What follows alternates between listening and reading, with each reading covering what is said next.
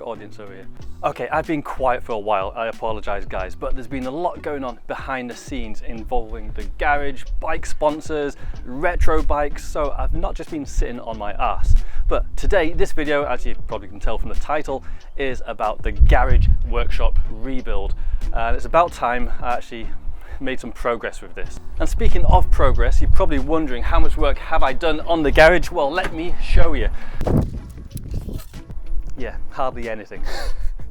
The main thing I've been doing is selling off all my old bikes and loads of old parts that I don't need anymore. And oh my goodness, there's a reason why I'm a hoarder and I don't like selling stuff, because selling stuff is the biggest pain in the ass in the world.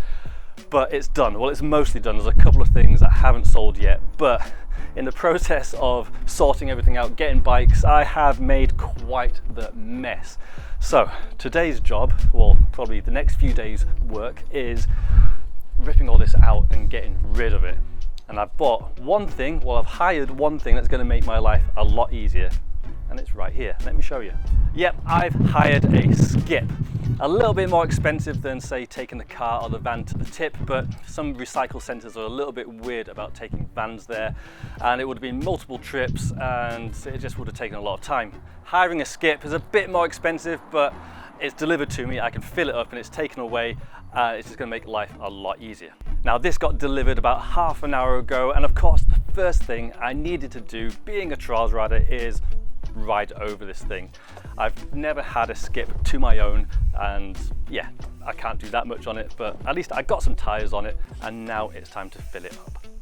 Even the cute thief has been enjoying the skip, showing off his balance and a sweet drop off. Now, I've got the skip for a week, but I've got a lot to go through. I've got some bulky stuff like cardboard, I've got my old broken Lauf forks. I've really smashed these so no one can use them. Better safe than sorry. Got some old frames, and I think basically my task is I need to sort out what needs to go in the skip, what I can recycle, what I can keep, and just generally try and organize this and make it as efficient as possible. So I'm probably going to stick this on a time lapse and then here, see how quickly I fill this skip.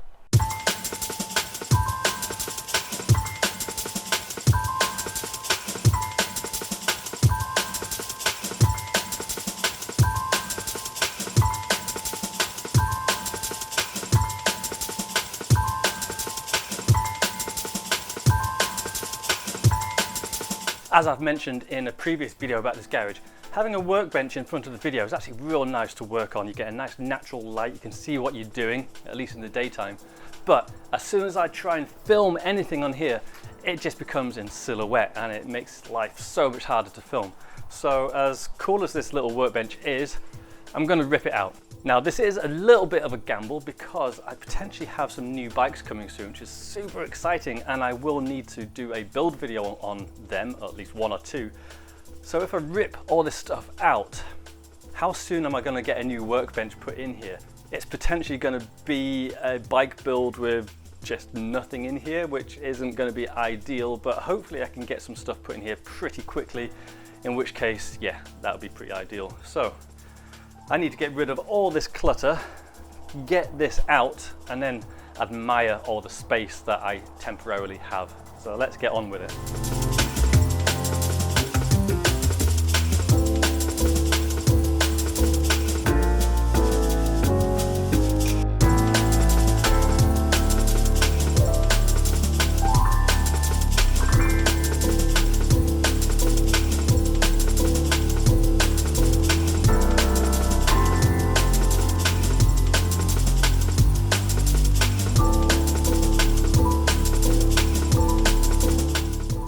Okay, so I've done quite a bit of work here. Even if it doesn't quite look like it, it's still an absolute mess in here. But we now have a completely empty wall on this side. This is where I think my bikes will go, and this is the first time I've ever seen this wall without any kind of cupboard or storage system on it.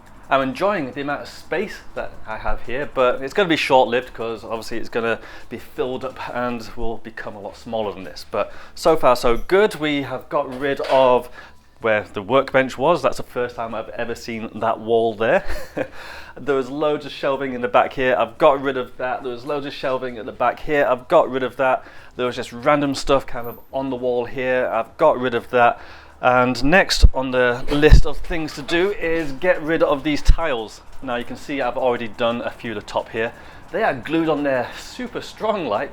I'm having to get the blowtorch on, loosen the glue and then peel them off, and yeah, I'm making quite a bit of mess down here. Now I am fairly, well, semi-organized in here. I have a pile of stuff here. This is all usable, but I'm not going to use it, and I kind of can't be bothered selling it, so I'm going to donate it to Bike for Good in Glasgow. Now I've already given them a huge box of parts. They seem very grateful, so I'm going to have to make another trip there today, clear out a bit of space here, which would be cool. Next to me here, this is a bunch of stuff which I can't quite throw away just yet. Maybe I'll sell a few of these things, but this is a pile of stuff, bike parts that I kind of want to keep, so I need to figure out what to do with those. Another smaller box of parts that I want to keep here, just a few items. Maybe Jane wants to keep some of this pottery down here. And then next to the door here, I've got all the tools and other bits I want to keep. Now I'm going to have to go through this because there's definitely some tools here I don't use anymore or has seen better days. I have my compressor, which I actually want to replace because that one is really loud and I don't particularly like it, and the hose that I've got, the connectors kind of leak, so that's not ideal, so I'm going to replace that. But I'm pretty pleased with the amount of work I've done so far. The skip is looking actually very full. I was worried this is going to be a little bit too small. There's still plenty of stuff I want to actually get from the house in here, so yeah, might be cutting it a bit close, but we've done a lot of work. It's not finished yet. I need to sort all this out, get it as empty as possible, and then we can actually start work and creating the workshop. So yeah, let's get those tiles off to start with.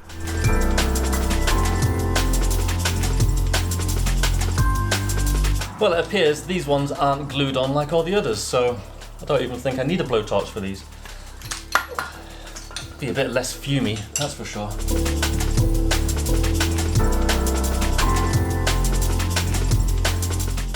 That's way easier than the first few.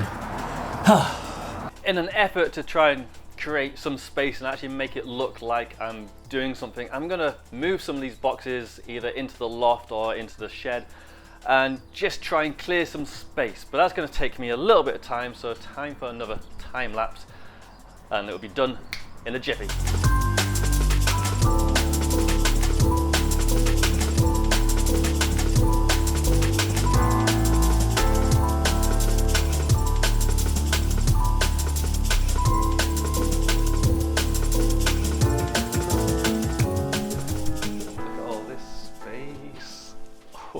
Right, we're going to have a workbench at the back here, maybe a lathe there, a pillar drill or something there. We're going to have storage along this side, a little bench down there, so when I'm getting ready to go riding I can sit on the bench and put on my pads and shoes. Bike storage all down this side. I want to get some kind of anchor locks on the floor so I can really secure them in. I'm going to block off this window for security and so that I can control the light. And also, I'm really surprised I haven't smashed that yet from just stuff falling onto it. It's pretty thin old glass, and honestly that's a big enough window that if someone smashed that they could just get a bike out of that, no bother. So gonna block that off, control the lighting, more security, and yeah, just a more usable space as well. And honestly guys, if you were worried about the expense of a skip when doing a project like this, if you're emptying a garage or a house, honestly, it's been worth every single penny. It cost me about £300 for a week, but honestly, the amount of trips I would have had to do in the van, I would have had to book it into the recycling centre every single time. Oh, that would have been an absolute nightmare. So yeah, getting a skip, best thing I did, absolutely. So I was gonna leave it here for a while because I'm gonna get someone in to ply line the walls. Now I was tempted to do that myself, but having watched some videos online of professionals doing it and making mistakes, it's just kind of put me off a little bit doing it myself. But in the meantime, even though these walls will be covered, I kind of feel it's probably best to seal them. And looking online, people are saying don't bother going for the ready-made sealant. The best thing you can do is get some PVA glue, water it down, and just brush that on the walls. So that's what I'm going to do. 4 parts water to 1 part PVA, brush them on the walls, and hopefully that will keep them nice and sealed and stop any dust from coming through, which I hope the ply line would stop anyway. But seeing how I can't do anything else, I may as well do this and it's cheap enough.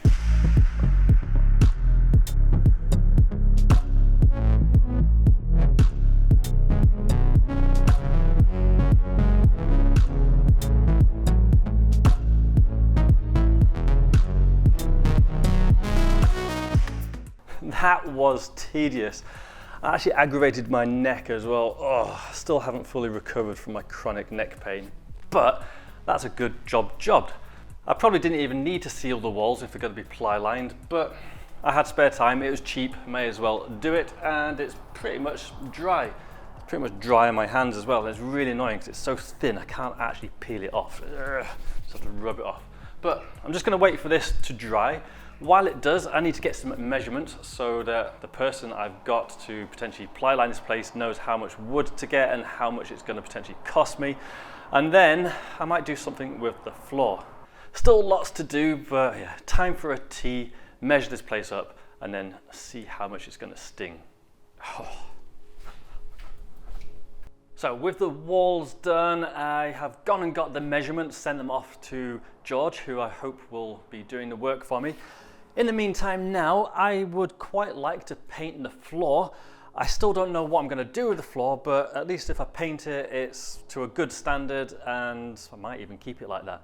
The only issue is there's a lot of random crap stuck to the floor, including paint, latex, some other random stuff. So I've got this scrubber, which is for cleaning in between the monoblock in the driveway, and I reckon that'll do just nicely. It's basically a stiff wire brush on a long stick, so I don't have to bend over too much. Yeah, shouldn't take too long. There's actually not that much to do, but here we go.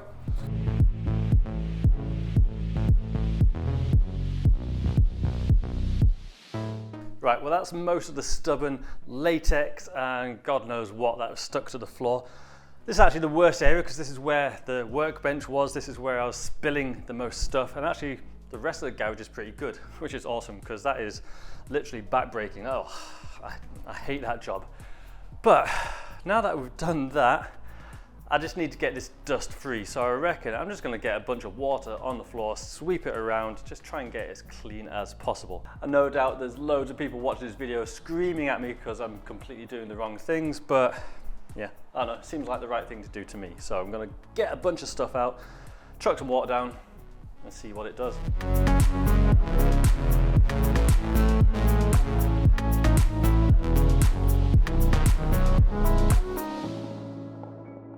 Right, well, it's going to take that a while to dry. Hopefully it'll be done by tomorrow.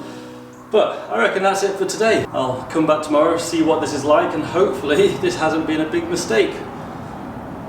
You know what?